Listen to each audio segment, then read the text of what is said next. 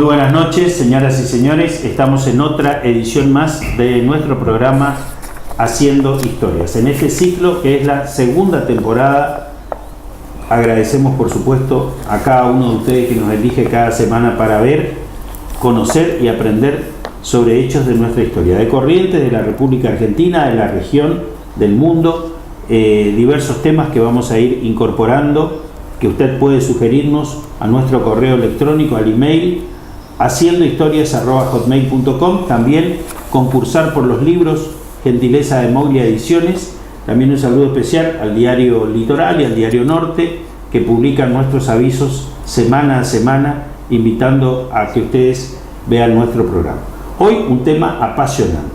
Vamos a hablar de una figura de Corrientes, quien fuera gobernador. Vamos a hablar del doctor Juan Gregorio Pujol, este tema dedicado a él. Así que voy a saludar primero a mis compañeros en este programa, los dos académicos historiadores que me acompañan.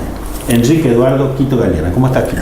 Muy bien, Rafael, buenas noches, hermoso día, así que acá estamos. Acá estamos, para conocer más de nuestra historia. El doctor, a mi derecha, el doctor Dardo Ramírez. Dardo. Hola, Rafael, buenas noches, un gusto estar. ¿Todo bien? Todo bien, muy Perfecto. bien. Ya en el lugar arrancamos con esta figura que muchas veces oímos nombrar y pocos conocemos toda la historia. Arranca el doctor Dardo Ramírez. La figura de Juan Gregorio Pujol indefectiblemente nos va a llevar a Corrientes, a la historia profunda de Corrientes, a la historia de la construcción de la República, a la identidad de la provincia, a los caminos de la Constitución. Juan Gregorio Pujol va a ser un hombre relevante en el siglo XIX, en la segunda parte del siglo XIX, en la construcción de la provincianía, de la provincialización, de la idea del Estado correntino.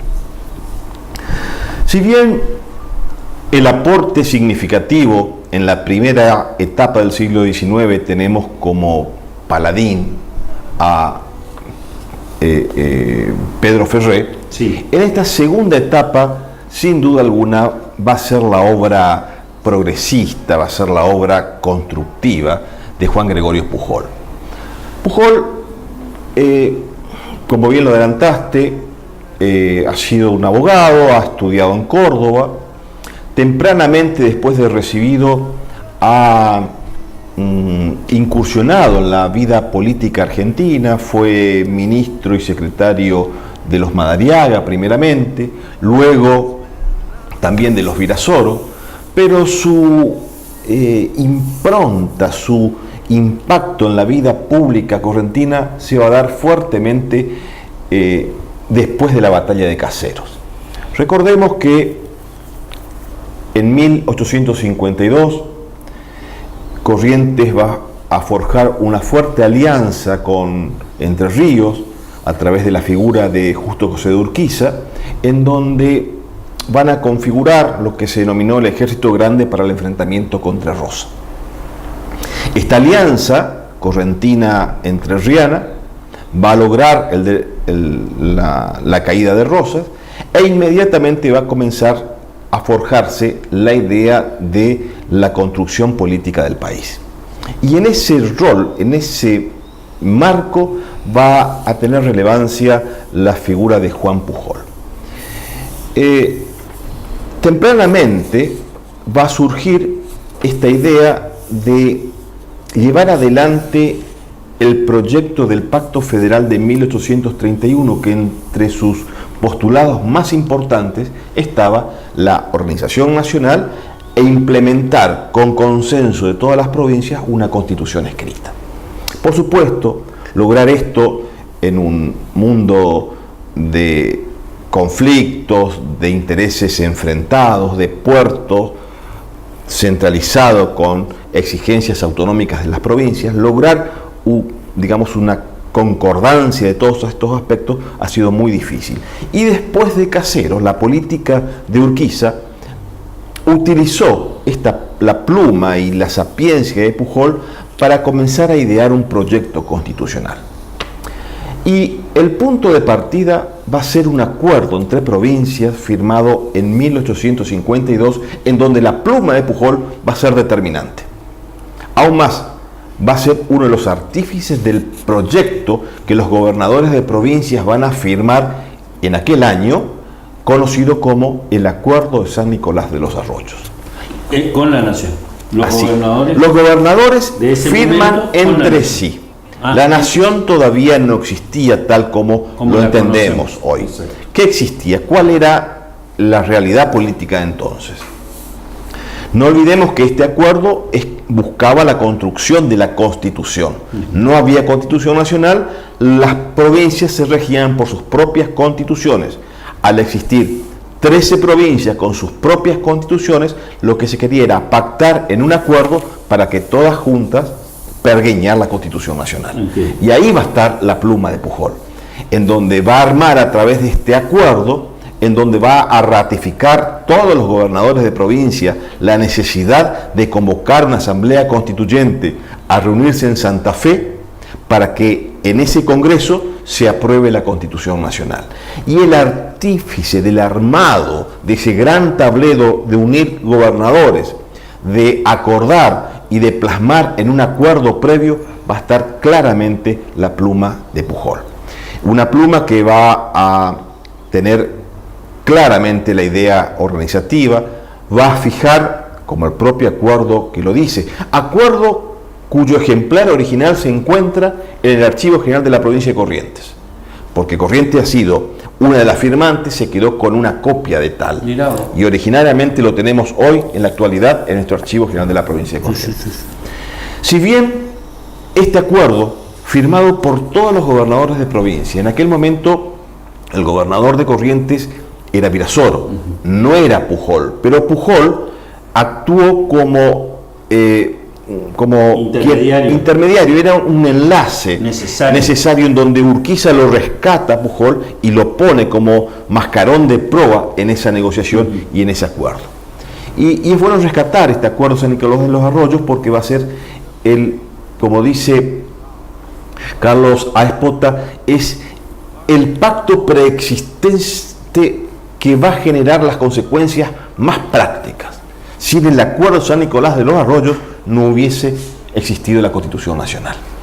Esta Constitución Nacional que va a ser armada, este Congreso Constituyente del 53, que va a ser armado en el Acuerdo San Nicolás de los Arroyos por la pluma de Pujol. Se va a establecer la representatividad de las provincias, donde se va a reunir el Congreso, los fueros que van a tener los diputados no podían llevar instrucciones, fue todo un andamiaje de la ingeniería política para que esta convención constituyente tuviese éxito y se aprobase una constitución.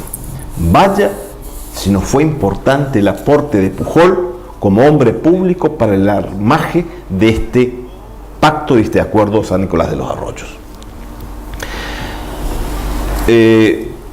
Hecha la constitución, aprobada la constitución, no terminado el periodo de Virasoro en Corrientes, en 1852-53, va a ser elegido para culminar el periodo lectivo de Virasoro Juan Pujol como gobernador. La legislatura de Corrientes en 1852 lo elige a Pujol para completar el periodo de Virasoro. Completa el periodo de Virasoro, ya imaginémonos, firmado el Acuerdo San Nicolás, la provincia de Corrientes involucrada en la convención del año 53, aprobada la Constitución, el hombre de confianza del presidente de la Confederación, Justo José de Urquiza, Juan Pujol, va a ser elegido ya como gobernador propietario en su primer mandato en 1853 como gobernador de la provincia de Corrientes. Y tuvo entre sus primeras, decisiones, sus primeros mecanismos de gestión, el rol fundamental del juramento de la Constitución Nacional. El 9 de julio de 1853, como bien lo enseña el doctor Galeana en sus clases, en todos los pueblos y ciudades de la República, en forma simultánea, en un acto en las plazas públicas, se juró la Constitución Nacional. Y en Corrientes, y en esto hemos hecho una investigación y la hemos publicado, ya que hemos encontrado en el archivo del general de la provincia de Corrientes todas las actas de todos los departamentos en donde los ciudadanos se aproximaban en las plazas de cada pueblo de la provincia y manifestaba su juramento público y la firma del acta de que el cumplimiento y de la aplicación de la Constitución de 1853. Y a este acto le cupo el accionar de Pujol como gobernador. Y de ahí en más es como Corrientes se compromete a esta necesidad de la argentinidad. Forma parte, es un eslabón más de este espacio constituyente argentino.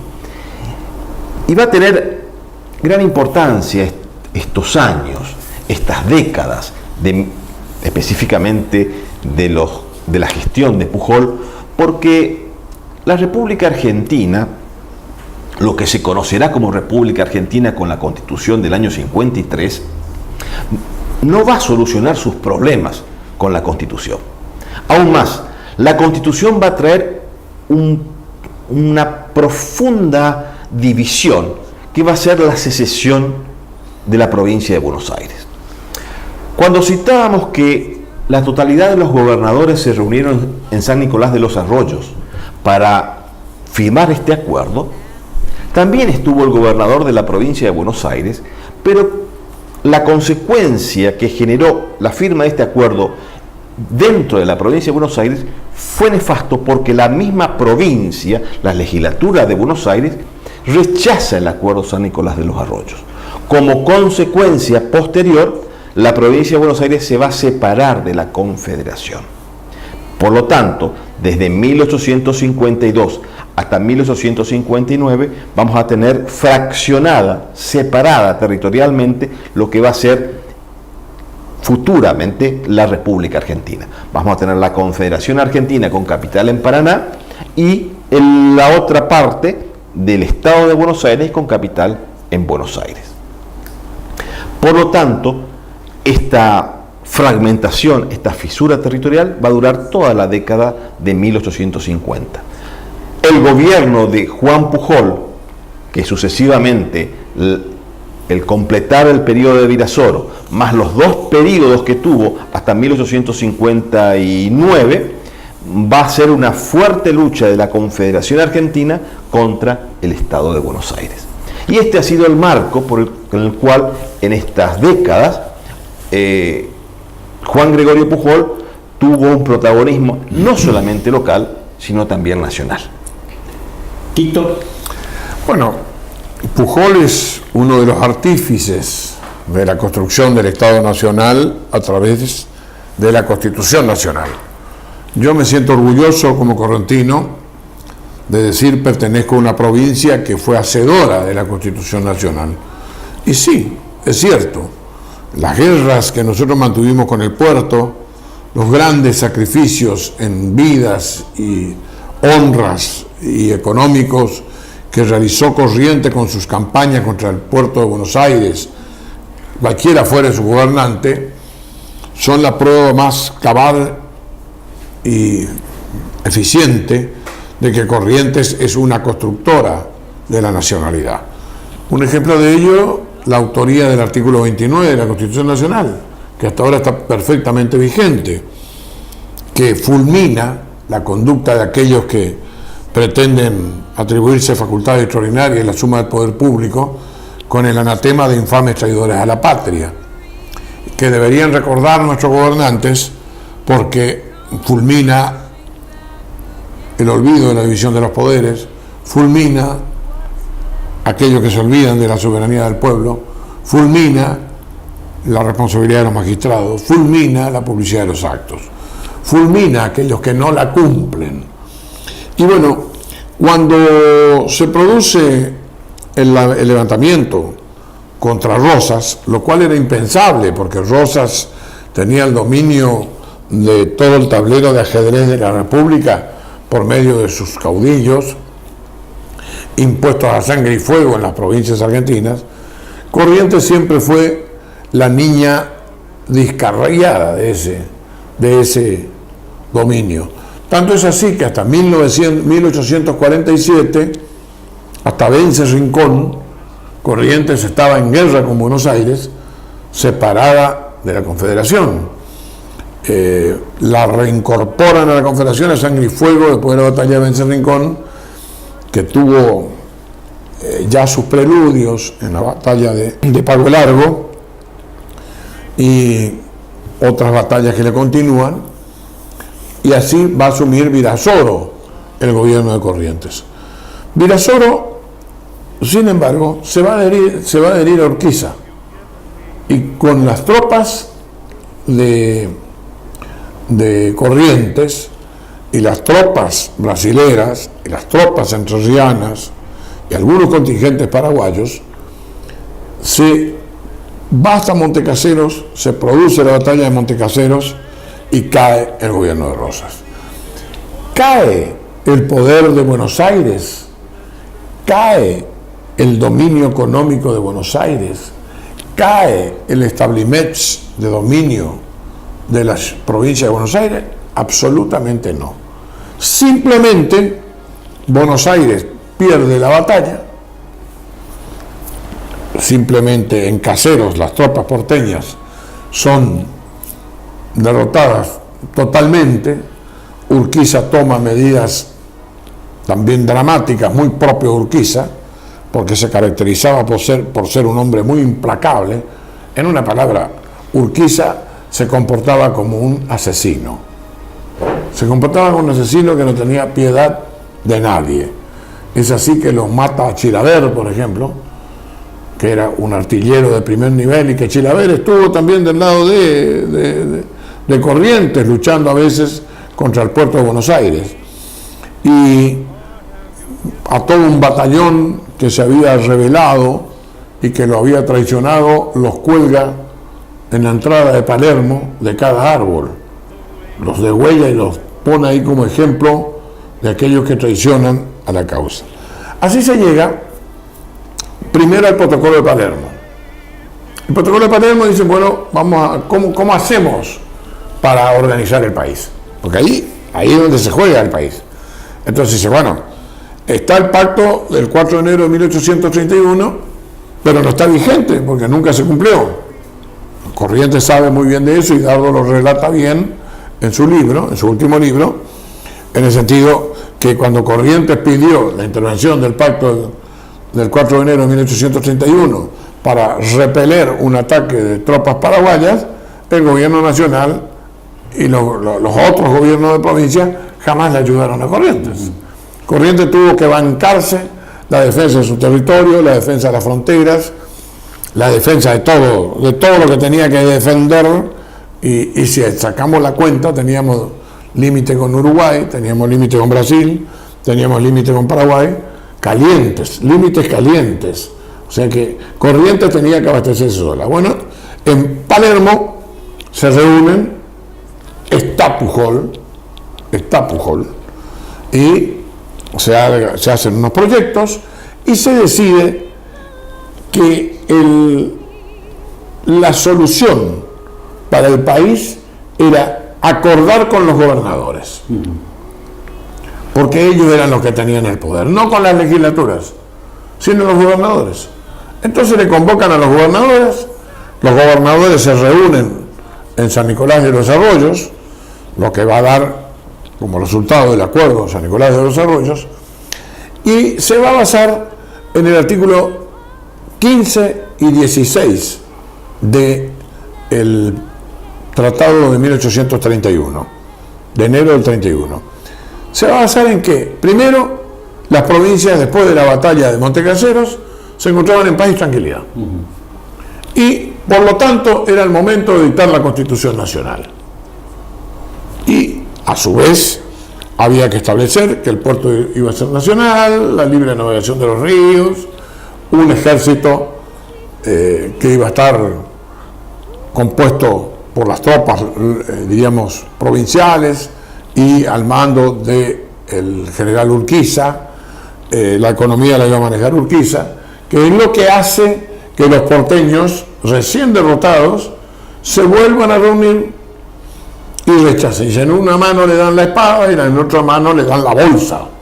Así que, ¿qué nos queda a nosotros? Era todo la economía. La economía. Finalmente. El privilegio de Buenos Aires, que hasta hoy sigue teniendo el privilegio, porque la Argentina es presuntamente federal y absolutamente unitaria en la realidad. Sí. También tenemos el ejemplo de la actualidad. Los gobernadores son citados a firmar un acuerdo con aprietes, y si no firmás, hermano, vos quedás fuera del juego y te quedás sin nada. Por ende, se llega al Acuerdo de San Nicolás, se firma el Acuerdo de San Nicolás. ¿Qué hace el gobernador de Buenos Aires? Envía el Acuerdo de San Nicolás a la legislatura porteña. La legislatura porteña, la Sala de Representantes de Buenos Aires, rechaza el Acuerdo de San Nicolás y se va a producir la revolución del 11 de septiembre de 1852. Buenos Aires se secesiona, se separa de la Confederación y nace lo que se llama el Estado rebelde, el Estado punzó, y allí se refugian antiguos rosistas con mitristas, o sea, una mezcla rara de diosa y pantera. Los porteños volvieron a unirse, anteriormente estaban enfrentados a muerte, los emigrados se abrazan con los rosistas, son ejecutados unos cuantos, el jefe de la policía secreta de Rosa, y otros, el abuelo o padre de Irigoyen, Alem, etcétera, etcétera, el tío, y eso produce la separación de la provincia de Buenos Aires, que va a durar de 1852 hasta 1859, en que la provincia de Buenos Aires es derrotada y se reincorpora por medio del Pacto de San José de Flores, en el cual la provincia iba a revisar la Constitución Nacional, la iba a aprobar por su legislatura, iba a proponer la reforma que quería. Urquiza le dice a los convencionales nacionales que se iban a reunir en Santa Fe para revisar la Constitución Nacional, le da la instrucción: acepten todo lo que pida la provincia de Buenos Aires, menos el cambio de nombre. Confederación Argentina no se toca. Bueno, es uno de los grandes debates de la Convención Constituyente de 1859, 1860, en virtud de la cual el artículo 35 de la Constitución, ya sabemos, Provincia Unida del Río de la Plata, Confederación Argentina, República Argentina, son nombres indistintos y que tienen el mismo valor, y Nación Argentina para las leyes. Esto, en toda esta gestión, en toda esta trama política, interviene Juan Gregorio Pujol. Pero Juan Gregorio Pujol se va a ver inmerso en una conducta un poco dudosa. Es un gran jurista, es un gran político. Una de sus obras, Los partidos políticos en Corrientes, es una de las obras clásicas de la historiografía correntina, el origen de los partidos políticos en Corrientes. O sea que dudar de la capacidad de Pujol es casi imposible. Es un gobernador que trajo progreso, creó pueblos, diagramó ciudades, se preocupó por la educación, un tipo de buena intención, de buen carácter. Pero en 1852 estuvo un poco flojo. En 1852 se puso a flirtear con la provincia de Buenos Aires. Y dice Fernando Barba, uno de los autores de la Academia Nacional de la Historia, dice Fernando, y si Pujol mantenía correspondencia secreta con los rebeldes porteños para tratar de apoyarlo a los rebeldes porteños, y eso hacía que en un momento determinado las tropas correntinas que estaban citas en la provincia de Buenos Aires se pasen totalmente a los porteños, al mando de Madariaga. O sea, las fuerzas correntinas van a apoyar el golpe de Estado de Buenos Aires contra Urquiza. O sea, volvíamos al punto de inicio. Primero fuimos con Urquiza y después volvemos a estar en contra, jugando mal como corresponde. Todo eso, por supuesto, está documentado en correspondencias, publicaciones periódicas, etc. Urquiza le manda a Nicanor Cáceres, que era el comandante general de toda tropelía que pudiera ocurrir en Corrientes. No es santo de mi devoción, Nicanor Cáceres para mí no es santo de mi devoción, porque Nicanor Cáceres fue uno de los grandes asesinos de la batalla de Vence Rincón, si mal no recuerdo, Dardo. Así es. Fue uno de los que formó parte del ejército correntino, juntamente con los Virasoro, y el avance de Urquiza se traspasa al ejército urquicista. Se pasó, o sea, gran traidor. Por eso cuando se reunió el Congreso de Historia en Mercedes, cuando fueron a rendir un homenaje a Nicanor Cáceres, yo me retiré y dejé expresamente escrito que me retiraba, porque yo con traidores, ya tengo bastantes traidores acá, así que entonces... Acá tenemos un triunvirato exacto. Y bueno, y así Pujol queda un poco manchado en su actuar en 1850, su figura. Porque lo primero que hace Corrientes, cuando se produce el Acuerdo de San Nicolás, es destituir a Benjamín Virasoro. Ley 797, se destituye a Benjamín Virasoro. Asume provisoriamente la torre, después asume Manuel Ferré, provisorio, hasta que en julio se lo elige a Juan Gregorio Pujol. Juan Gregorio Pujol era hombre de confianza de Urquiza, pero después Urquiza se da cuenta que con Juan Gregorio jugaba a dos aguas y Urquiza no era hombre de andar perdonando cosas, era bastante embromadito el hombre. Eso hace que tengamos una visión un poco distorsionada de Juan Gregorio Pujol. Ese error. Tanto es así que el ejército correntino después se retira de Buenos Aires, ordena Pujol que se retire de Buenos Aires, pero viene a atacar a Entre Ríos. Desembarca en Concepción del Uruguay el ejército de Madariaga, al mando del general Madariaga, y son ahí prácticamente masacrados. Y si no fuera por la gestión de Pujol, Urquiza los liquidaba a todos. Logra que las tropas correntinas sobrevivientes reingresen a la provincia de Corrientes. Esto es, así en términos generales, la visión desde el punto de vista constitucional, pluma magnífica la de Pujol, obra magnífica la de Pujol, pero con una mancha que es esta conducta de apoyar a la provincia de Buenos Aires.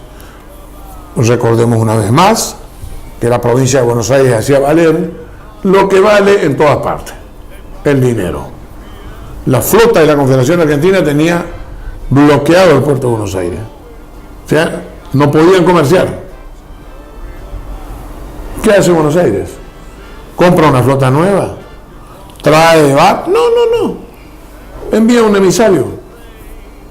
Y el comandante de la flota confederada era Cook, un mercenario, como cualquier otro mercenario. Entonces le envían un cofre lleno de moneda de oro, libra esterlina, y le dicen: mire, queremos comprar la flota con todos sus tripulantes. Y le compran a Cook con la flota completa.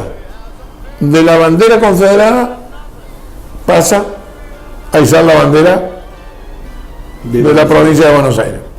Y como los marineros, en la mayoría de los casos, también eran mercenarios, había plata para todos.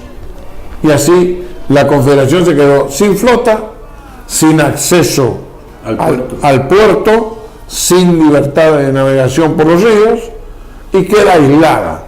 Por eso la Confederación, durante ese periodo que va de 1852, la secesión de Buenos Aires, hasta 1859, la batalla de Cepeda, la Confederación Argentina pasa uno de los periodos más angustiosos de la economía nacional.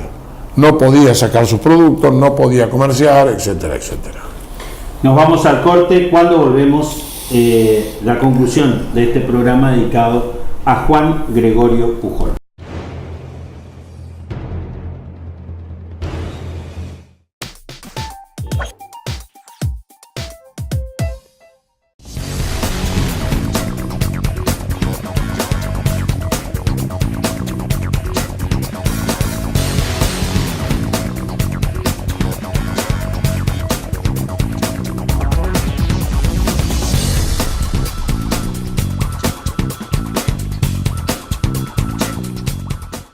El Litoral, la información más calificada, sorteos, promociones y muchos más beneficios. Deportes, sociales, policiales, política, con más suplementos. Ellitoral.com.ar, la mejor cobertura online. El Litoral, el diario de hoy.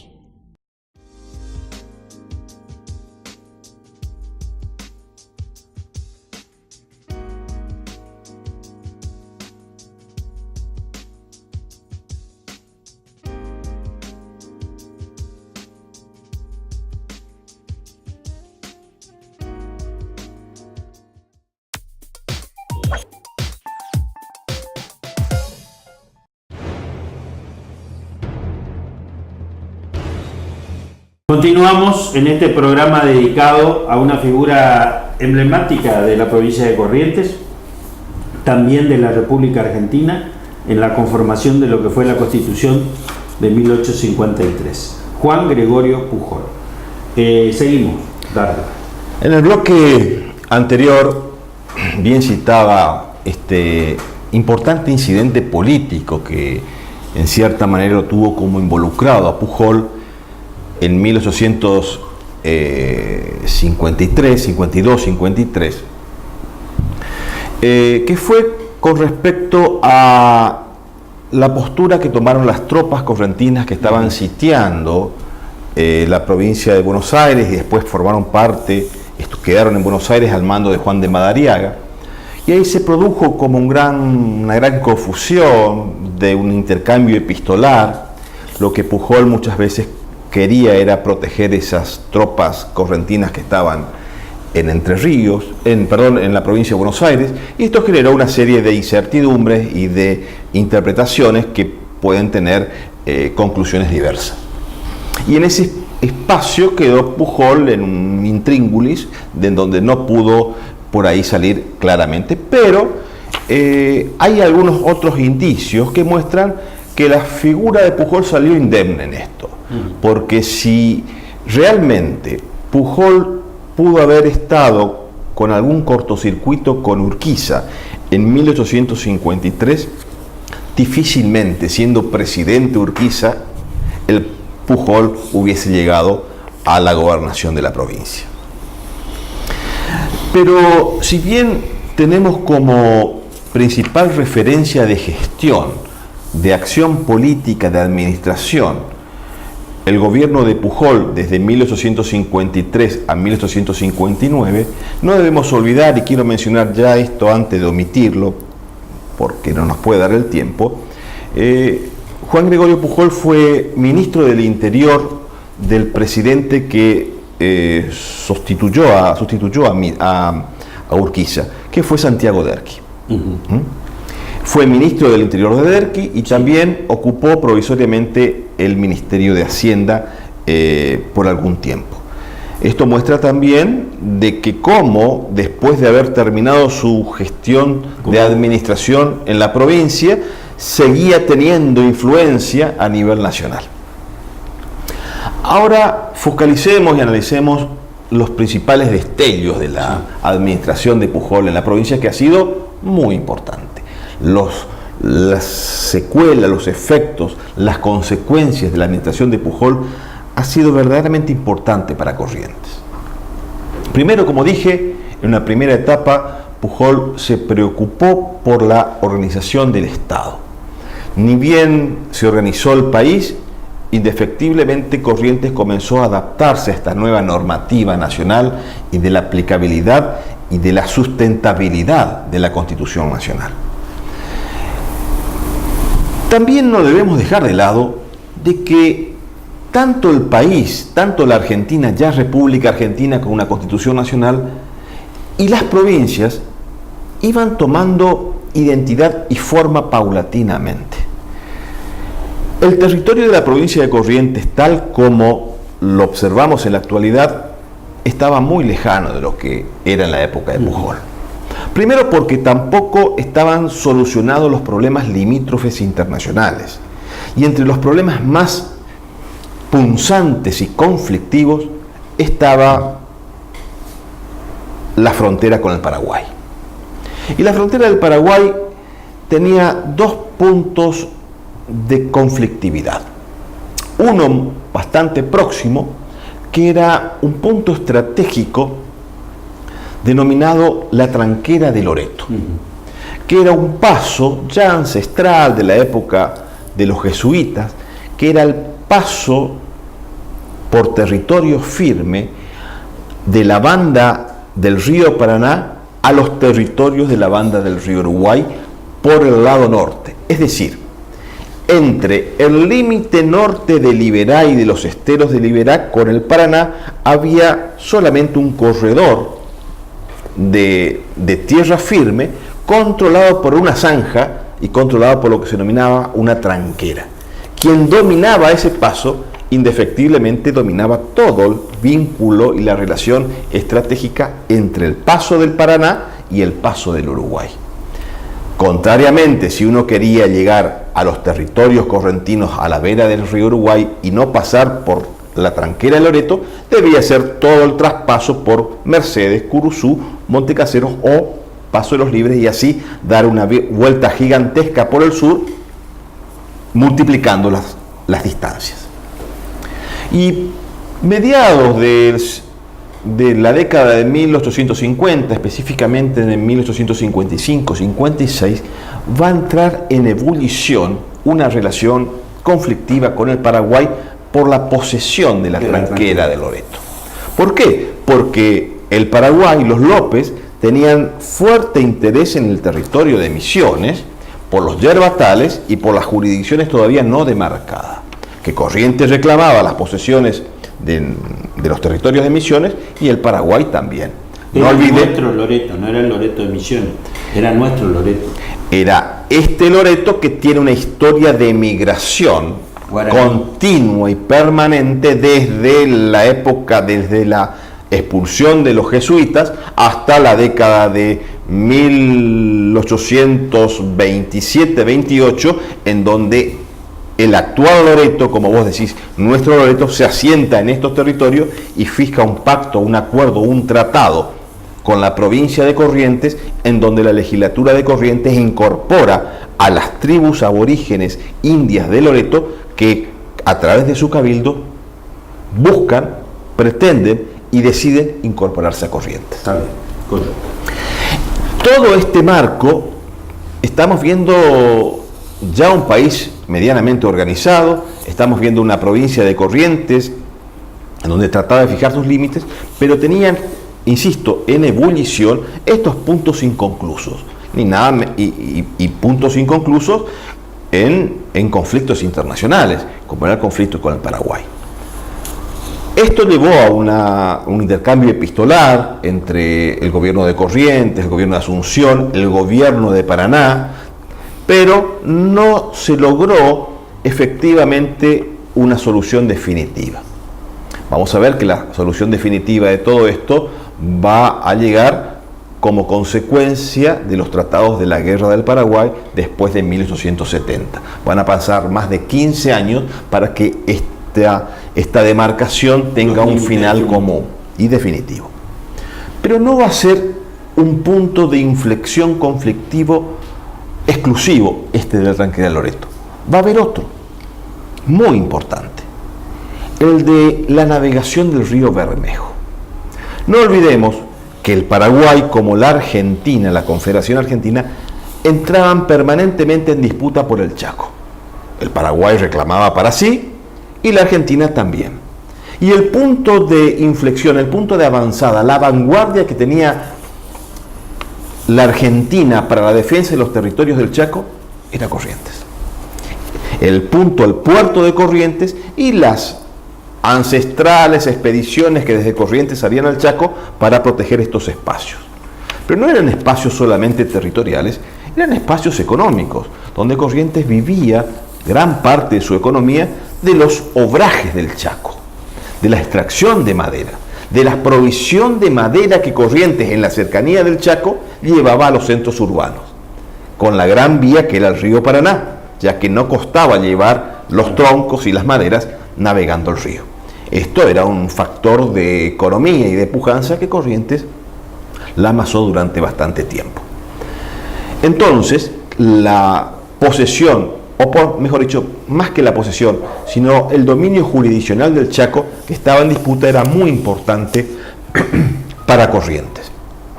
Y uno de los puntos de conflictividad se va a dar con la navegación del Bermejo, porque desde tiempos inmemoriales, desde la época, desde el virreinato mismo, sí, la interrelación y la conexión de la zona litoraleña con el noroeste argentino era una gran ilusión.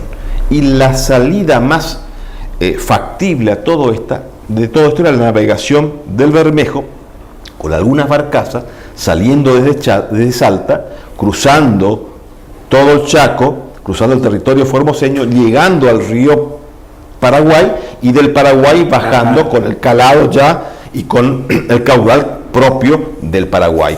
Por supuesto, esto era todo un gran avance, progreso para la comunicación, pero al no estar diagramado, reconocidas las jurisdicciones territoriales entre la Argentina y el Paraguay, y las intenciones y los intereses que tenía Corrientes en el medio, generaba también un punto de conflictividad muy interesante que va a perdurar durante todo el gobierno de Pujol. Por lo tanto, tenemos en esta demarcación territorial y en esta posesión de espacio de la provincia de Corrientes dos conflictos puntuales: la tranquera en Loreto y la navegación del Bermejo.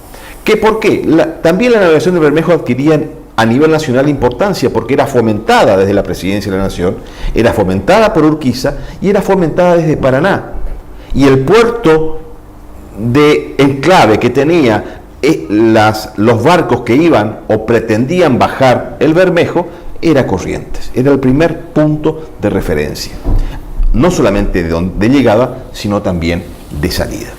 Esto generó, por supuesto, una visión estratégica de gran relevancia de Corrientes en ese marco territorial. Una pregunta, Dardo. Hoy cuando arrancábamos el programa dijiste que era fundador de algunos pueblos. ¿Te recordás cuáles fueron las localidades? Sí, refundó porque hay toda una conflictividad también en Montecaseros. El primer punto de población de caseros que va a pasar de Paso de los Higos a lo que se denominará Montecaseros, se va a dar. Paso de los Higos va a venir con Pedro Dionisio Cabral, un ex gobernador correntino, pero Montecaseros ya lo está dando su nombre, la connotación post-rosista, urquicista, y va a ser quien va a remarcar y va a reconfigurar la ciudad o el pueblo, va a ser Pujol. Y en este marco de espacios territoriales, el rol de Pujol va a ser determinante, por la determinación de las fronteras, de los pactos internacionales, de los acuerdos con los pueblos, sino también otro rol dentro de la organización del Estado fundamental. En 1856 va a renovar el proceso constitucional de la provincia con una nueva constitución conocida como la Constitución de 1856, que va a tener vigencia hasta 1864, que va a ser la próxima constitución. También va a tener gran espacio de innovación normativa, específicamente con la ley de municipalidades, una de las primeras. Y otro rol que también no quiero dejar de mencionar es el papel fundamental que Pujol tuvo en la educación. Fue el primero que manifestó que en todos los departamentos de la provincia debía haber una escuela de mujeres y una escuela de varones. Y establece con este impulso una gran idea de incorporación de la educación gratuita, la educación primaria, gratuita y obligatoria. No por nada nuestra escuela normal se llama Juan Pujol. Quito, para cerrar este programa. Bueno,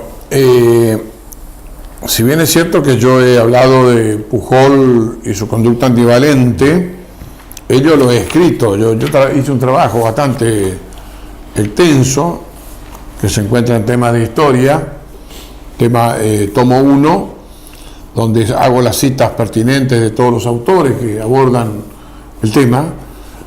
Pujol la tenía clara respecto a que no podía confiar tampoco en Urquiza, y menos confiar en su enemigo particular, que era Nicanor Cáceres. Nicanor Cáceres era un hombre que siempre trabajó para Urquiza. No le interesó la provincia de Corrientes. Eso hacía que Pujol apareciera como el primer hombre público de grandeza republicana. Con esto no quiero de ninguna manera echar sombras sobre los gobiernos anteriores de grandeza republicana posteriores a la Constitución de 1853, que, como bien dijo Dardo Ramírez, sí, jurada en todos los pueblos, y están en el archivo de Corrientes las actas de los juramentos de cada pueblo: General Paz, Burucuyá, Belón de Astrada, etcétera, etcétera. En cada pueblo se juró la Constitución el mismo día, porque ese juramento nos hacía entrar en un nuevo tiempo, en una nueva estructura institucional. Pujol es el padre, diríamos, ya de una política pública agresiva de la educación en Corrientes. Como él era culto, el hombre culto siempre tiende a nivelar hacia arriba. Claro. Tiende a nivelar hacia arriba como debe ser. Es decir, la educación... Como debiera ser. Como debiera ser. La educación tenía que llegar a todos los hogares, tenía que estar presente. Y había un dato muy importante: hombres y mujeres. Lo que estaba prohibido por las prácticas sociales de la provincia de Corrientes, muy especialmente emparentada con un colonialismo tardío, que las mujeres tenían que quedarse en su casa a cocinar, a bordar, a coser, a criar a los hijos y atender a su marido, ir a misa y después volver a estar enclaustrada. Esa era la función de la mujer en esa época. Pujol entiende que no. Pujol entiende que todas las familias tenían que mandar a sus hijos a la escuela. Y crea escuela, no hace grandes edificios cuando teníamos economía. Se instalaban en un rancho, en una casa particular, se alquilaban. Se ocupa de la justicia, fortalece los juzgados de paz, se ocupa, y como bien dijo Dardo, introduce la Constitución correntina de 1856. Con eso, los frenos y contrapesos, la división de los poderes, la publicidad de los actos, la responsabilidad de los magistrados, soberanía del pueblo, todo se consagra en una nueva Constitución dentro del período constitucional. Algunas cláusulas de la Constitución de 1856 serán observadas por el Congreso de la Nación Argentina, porque en esa época, en el 53, la Constitución Nacional decía que las constituciones provinciales dictadas por las provincias debían ser revisadas por el Congreso, hasta que en el 60 se quita esa cláusula diciendo no, las constituciones provinciales pueden excederse, pueden omitir, pero para eso está la Corte Suprema de Justicia de la Nación. Otra de las virtudes de Pujol que usted rescata permanentemente: Pujol libera a los últimos esclavos en Corrientes. Sí, señor. En el cumplimiento de la manda de la Constitución Nacional del artículo de 1953, del artículo 15, sí, señor. Del artículo 15, la instrumenta rápidamente Pujol, ya que manda a hacer un relevamiento a todos los departamentos vía los jueces de paz para determinar cuántos esclavos había por departamento y otorgarle la libertad a cada uno. Pero en 1853 la Constitución decía que era la libertad de vientre. No. Ya era todo El esclavo. artículo 15 de la Constitución establecía que los esclavos en la Argentina y los que entraran en Argentina, a partir de la jura de esta Constitución y respetando el derecho de propiedad, previa indemnización.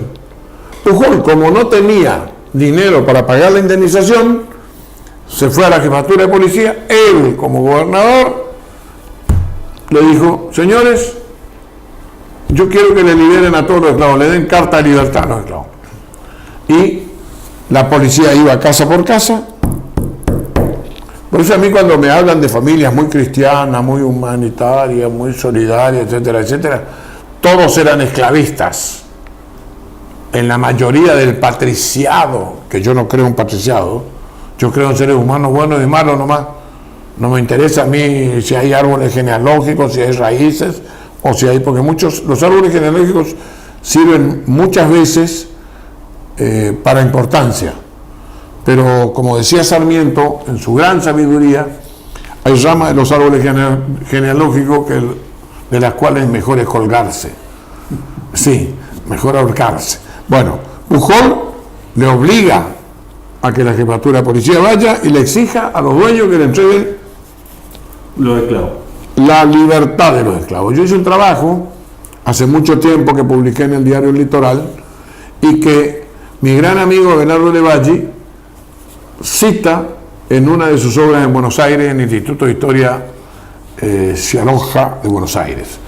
Para no violar la Constitución, el propio Pujol otorgó como indemnización tierras públicas a los propietarios de los esclavos. Sí. Para no violar el derecho de Claro, propiedad lo que que decía establecía la sí, sí, Constitución del 53. Claro. Pero muchos no aceptaron porque las tierras públicas eran baratas, estaban conflictuadas, y se dice que esa fue una de las primeras grandes estafas el incumplimiento de la Constitución Nacional. Pero con ese paso nos muestra Pujol la grandeza de un gran hombre público. Por ende, en resumidas cuentas, Pujol fue uno de los gobernadores más progresistas que tuvo la provincia de Corrientes. Pujol fue un hombre que merece el recuerdo que tiene, y yo creo que el mejor homenaje que tiene Pujol es llevar el nombre de la Escuela Normal de Maestras Juan Gregorio Pujol. Señoras y señores, hemos llegado al final de otro programa apasionante para conocer nuestra historia, a nuestros prohombres, a nuestros próceres, como el caso que nos ocupó hoy de Juan Gregorio Pujol. Gracias, doctor Quito Galeana, doctor Dardo Ramírez Bracci. Gracias, buenas noches. Muchas gracias por acompañarnos. Nosotros nos volvemos a ver en 7 días en este mismo canal con un nuevo tema de Haciendo Historias.